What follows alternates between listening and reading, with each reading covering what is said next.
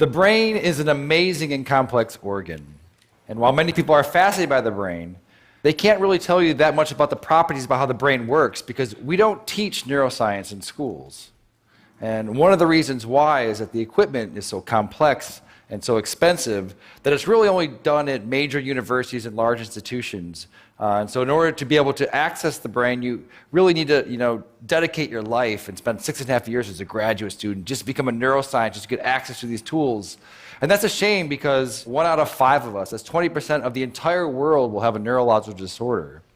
And there are 0 cures for these diseases.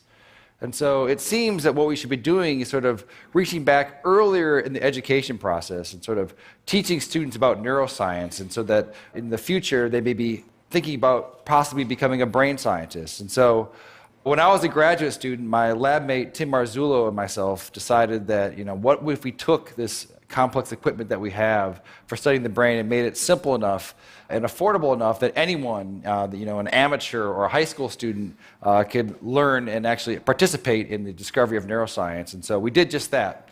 A few years ago, we started a company called Backyard Brains, and we make DIY neuroscience equipment. And I brought some here tonight, and I want to do some demonstrations. You guys want to see some? All right.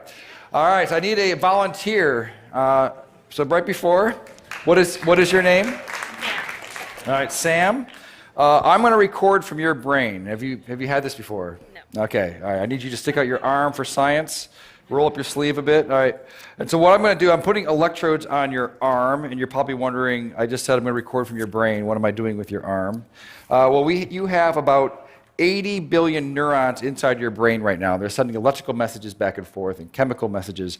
But some of your neurons right here in your motor cortex are going to send messages down when you move your arm like this. It's going to go down across your corpus callosum, down onto your spinal cord, your lower motor neuron, out to your muscles here. And that is electrical discharge. It's going to be picked up by these electrodes right here.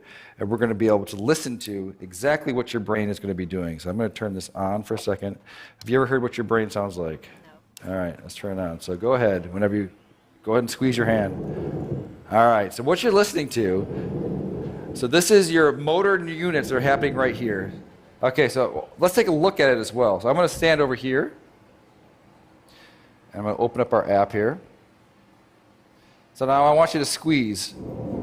Yeah, so right here, these are the motor units that are happening from her spinal cord out to her muscle right here. And as she's doing it, you're seeing the electrical activity that's happening here. We can even click here and try to see one of them. So keep doing it really, really hard. Yeah, so now we've paused on one motor action potential that's happening right now inside of your brain. Okay. Do you guys want to see some more? All right. That's interesting, but let's get it better. Okay. I need one more volunteer. Okay. What is your name, sir? Miguel. All right. You're going to stand right here. So Miguel, when you're moving your arm like this, your brain is sending a signal down to your muscles right here. I want you to move your arm as well. All right, so your brain is going to send a signal down to your muscles. And so it turns out that there is a nerve that's right here that runs up here that innervates these 3 fingers. And it's close enough to the skin that we might be able to stimulate that. So that we can do is copy your brain signal that's going out to your hand and inject it into your hand so that your hand will move when your brain tells your hand to move. And so in a sense, she will take away your free will, and you will no longer have any control over this hand, okay? You with me? All right, so I just need to hook you up. All right, so I'm going to find your ulnar nerve, which is probably right around here. You don't know what you're signing up for when you come up and... So now I'm going to move away, and I'm going to plug it into our human-to-human interface over here. Okay, so Sam wants you to squeeze your hand again. All right, do it again. All right, perfect. So now I'm going to hook you up over here so that you get the stimulus. It's going to feel a little bit weird at first. This is going to feel like when you lose your free will and someone else becomes your agent, it does feel a bit strange. So I want you to relax your hand. All right, and Sam, you're with me? All right, so you're gonna squeeze. I'm not going to turn it on yet, so go ahead and give it a squeeze. All right. So now, are you ready, Miguel? Ready as I'll ever be. Okay, so I've turned it on, so go ahead and turn your hand. Do you feel that a little bit? No. Okay, do it again. No, a little bit. A little bit? Okay, so relax. No, hit it again. Okay. Oh, perfect. All right, so relax. Do it again. All right, so now... All right, so right now, your brain is controlling your arm, and it's also controlling his arm. So go ahead and just do it one more time. All right, so that's perfect. So now, what would happen if I took over my control of your hand? And so just relax your hand. What happens? Nothing. Why not? Because the brain has to do it. Now you do it again. All right, that's perfect.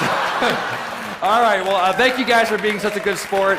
This is what's happening all across the world, electrophysiology, and we're going to bring on the neuro revolution. Thank you.